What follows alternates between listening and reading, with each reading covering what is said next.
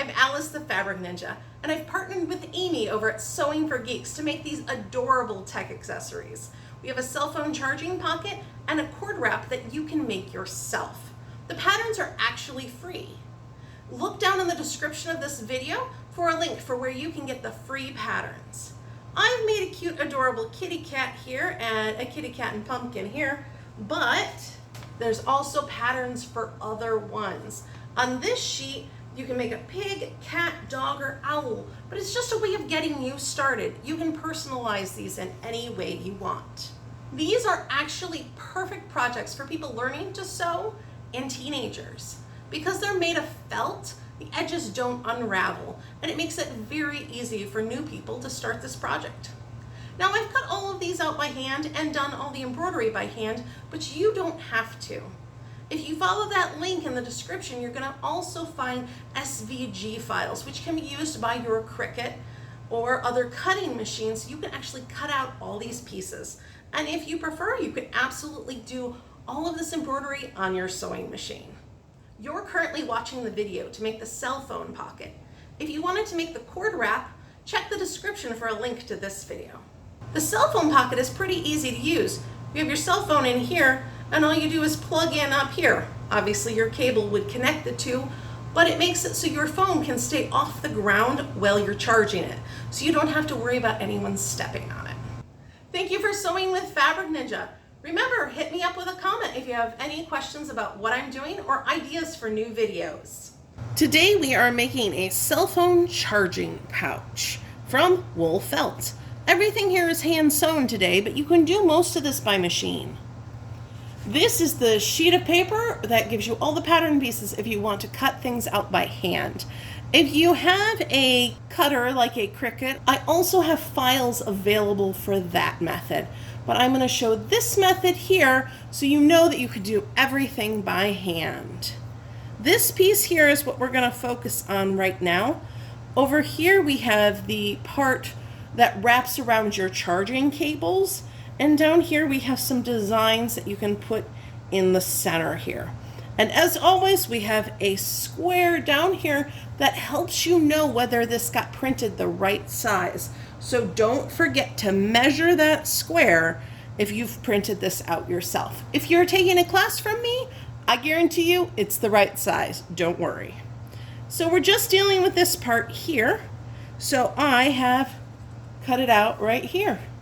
At the top, you can choose what shape hole you want, whatever fits your charger best, and I have chosen the circular hole.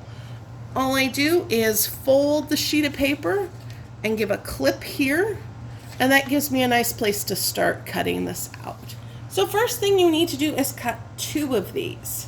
I have my fabric here, but I still need to cut out the circle. You can use any method you like for tracing this circle. You can use chalk. I'm going to actually use a Sharpie. I know it's not what you normally use for sewing, but it works really well for felt. It shows up, it stays in place, and you can use a color that is the same as your felt, or you can use a different color that's just going to turn your felt a little bit darker. That being said, it's going to be incredibly hard for you to see on the video that I've just made something darker. So I'm going to use some white chalk to actually make this easy for you to see. So I have my pieces here. Note, I've actually already done some embroidery on this one. I was just getting a head start for the video, but this can be absolutely plain. Nothing has happened to it yet. So we line this up here. Make sure everything is where you want it to be. If your back piece ended up slightly smaller, don't worry about it. It is just the nature of cutting things out. So this is wiggling a bit. It's really not a huge deal. You can pin it down if you want. You can use a little piece of tape. I'm just going to use some temporary spray adhesive on the back. It's one of my favorite kinds, and just a little spritz of it turns this into a sticky note, which will mean everything holds in place for me. There we go. See, it's all holding in place now. I'm just going to use my piece of chalk to go around the edge, and I don't have to be terribly exact. That is, there can be some extra chalk showing up, but I do want to make sure the edge gets a nice chalk mark. So I can peel it away and see if I have enough of a mark. Yeah, I think I can cut around that. And then I want to do the same thing on the other piece. Remember, this has embroidery on the other side, so if you decided to start yours before you cut the hole up here, just make sure that you are putting the hole on the right side. You don't want to cut out any decoration you've already added. Okay, and now I'm going to cut both of those circles out.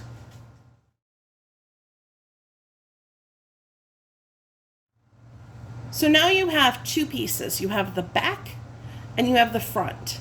The back, nothing is happening to it. It stays exactly as is. The front is going to be cut where one of these dashed lines are. But you get to decide where you want to cut it. I suggest that you take your phone and you lay it on top and you find the line that is either halfway or a little above halfway.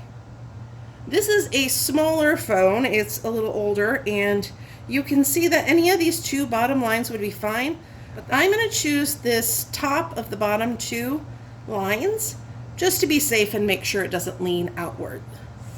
So I'm going to take my pattern piece and cut it along this line. You could also just fold it along that line.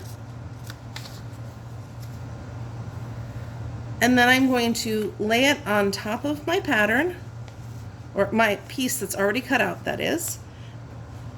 And I know this may feel a little crazy, but just chop it in half. So now you have the back piece, which is whole, and you have the front piece, which is cut in two, wherever you chose on your pattern. Let's get rid of this, we're done. Now this piece is going to be assembled on top of here, and this piece assembled on top of here. So your cell phone, once this is all sewn together, is going to slide right down in here, and you're going to be able to plug into the wall here and just plug right into the charger. So before you actually assemble this, if you're going to decorate the front, the time is now. You can decorate the bottom front, you can decorate the top front, decorate whatever you want, but you need to decorate it while it's one layer. Once we sew these two layers together, it's going to be really hard to add decoration. As you can see, I've already added a cat and a pumpkin here. I happen to really love Halloween, so it doesn't matter when it is, I'm still going to love that cat and pumpkin. If you're not feeling super creative right now, you can use the pattern sheet to give you a pattern for a pig, a cat, a dog, or an owl. And we have matching cord keepers up here, but that'll be another video. So the next step is finishing these cut edges in the center. Also, this edge is going to get a lot of pulling and pushing as you put your phone in and out, and having a line of stitching along here will definitely keep this from stretching out of shape. I am going to use embroidery floss and a crewel needle. You can use as many strands of the embroidery floss as you want. I just happen to be using 3. It's the same amount that I've used on all the other stitching here. You can use 2, you can use all 6 if you want a nice chunky look. I have threaded my crewel needle with 3 strands of embroidery floss, and I have put a knot in the end. Make a knot however works for you. So I'm going to take these pieces off and slide this out of the way. We don't need to worry about that. I'm going to start from the back side, and I can do any type of stitch I want along here. I can just do a straight running stitch, or I can do a blanket stitch, which is probably, I guess, the best option for this. I have started with my thread coming from the back to the front, and then I'm going to lay my thread kind of going upward. So when I take a stitch, I'm going to head through the center of my thread, and it is going to make a loop that I'm going through. That is the first stitch. Now when I make the next stitch, I'm also going to go through the center again. And that starts to create a line of thread that's going along the top and lines that are coming up. And this will protect that top thread.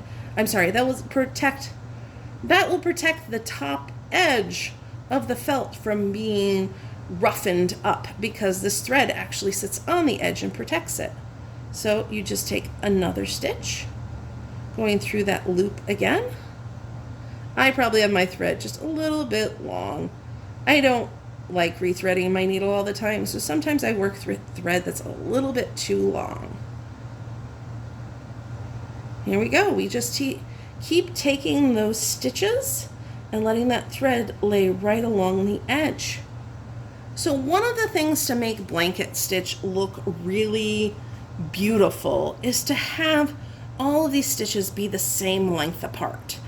And that's hard. It's something that people who have sewn for a long time just kind of eyeball and are able to do.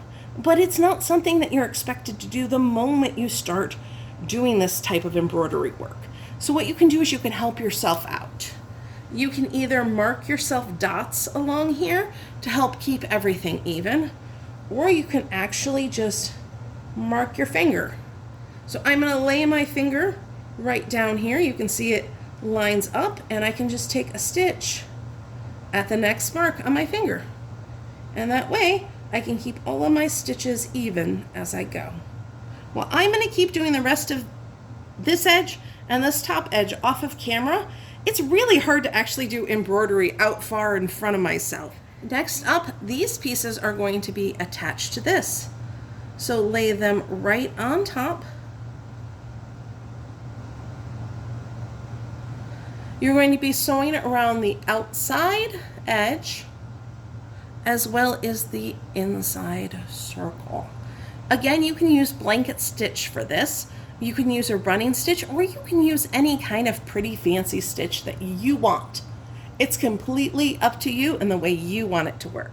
So now it's time to sew the entire perimeter as well as the circle in there. I decided to do buttonhole stitch around the edge. It really leaves that nice thread along the edge, and I just like how it looks. Now that the edge is done, it's time to sew the circle. I'm burying my thread between the two layers here so you don't see the knot. And I really like the look of the buttonhole stitch, but I'm going to do something a little bit different. I'm actually going to do blanket stitch here and leave that carrier thread showing, so it kind of highlights the circle a little bit. I'm aiming my needle towards the direction that I want the line to be. Once you're all the way around, you get back to that beginning, and I take a stitch basically right in the same spot, and then I hook my needle through that first carrier thread so that everything lines up. Then I put my needle to the back side and tie off there. With that last stitch, you're now done. Who are you going to share this project with? Thank you for watching the Fabric Ninja, and don't forget to subscribe.